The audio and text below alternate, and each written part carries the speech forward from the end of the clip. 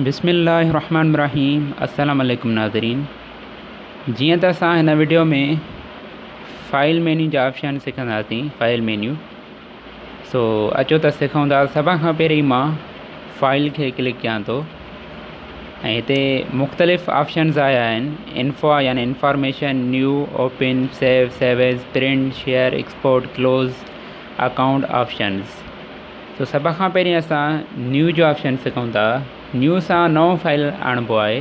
जीअं ई मां न्यू खे क्लिक कंदसि ऐं पोइ ब्लैंक डॉक्यूमेंट खे क्लिक कंदसि त न्यू फाइल क्रिएट थी ईंदो, न्यू डॉक्यूमेंट।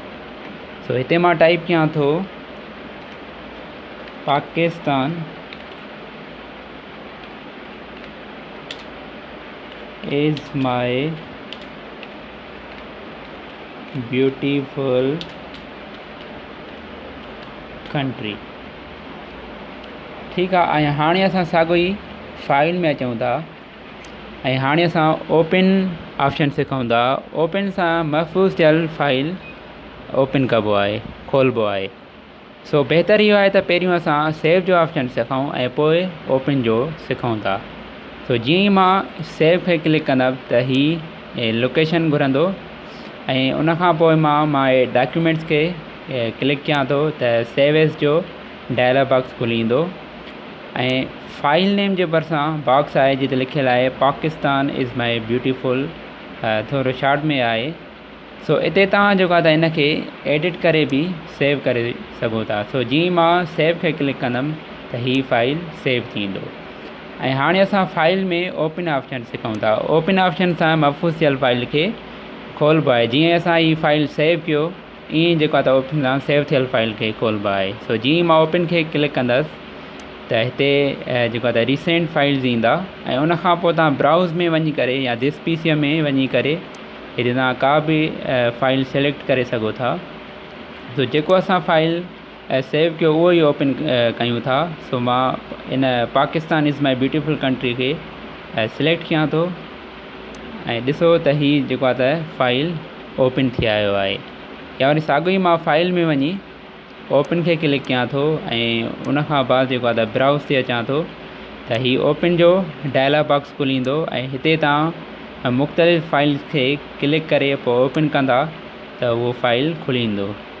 जीअं हिते जेको आहे त Pakistan is my beautiful country जेको असां फाइल सेव कयो इनखे असां सिलेक्ट करे ओपन कयूं था त हीअ फाइल खुली ईंदो, यानी ओपन सां सेव थियल फाइल खोलिबो आहे। ऐं हाणे मां साॻियो ई फाइल में अचां थो ऐं हाणे असां सेव एज़ जो ऑप्शन सिखूं था। सेव एज़ बि सेव वांगुरु ई कमु कंदो आहे। हिनखे असां सेव एज़ खे क्लिक कयूं था ऐं लोकेशन माई डॉक्यूमेंट्स ॾियूं था त सेव एज़ जो डायलॉग बॉक्स खुली ईंदो ऐं फाइल नेम जे भरिसां जेको बॉक्स आहे इन में तव्हां जेको आहे त नालो चेंज करे जेको आहे त फाइल खे सेव करे सघो था। यानी सेव एज़ सां जेको आहे त साॻियो ई फाइल जेको आहे त हुनजो नालो चेंज करे साॻियो ई फाइल जो या डॉक्यूमेंट जो तव्हां सेव करे सघो था। इन जो मां नालो चेंज कयां थो ऐं पाकिस्तान कंट्रीअ जे नाले सां सेव कयां थो, पाकिस्तान कंट्री। ऐं उनखां बाद मां सेव खे क्लिक कंदसि त हीअ साॻियो ई जेको फाइल आहे उहो पाकिस्तान कंट्रीअ जे नाले सां सेव थी वेंदो। नाज़रीन जेको आहे त फाइल में ॿिया बि ऑप्शन्स आहिनि। प्रिंट जो आहे, चलो ठीकु आहे, प्रिंट जो बि हिते ई सिखूं था।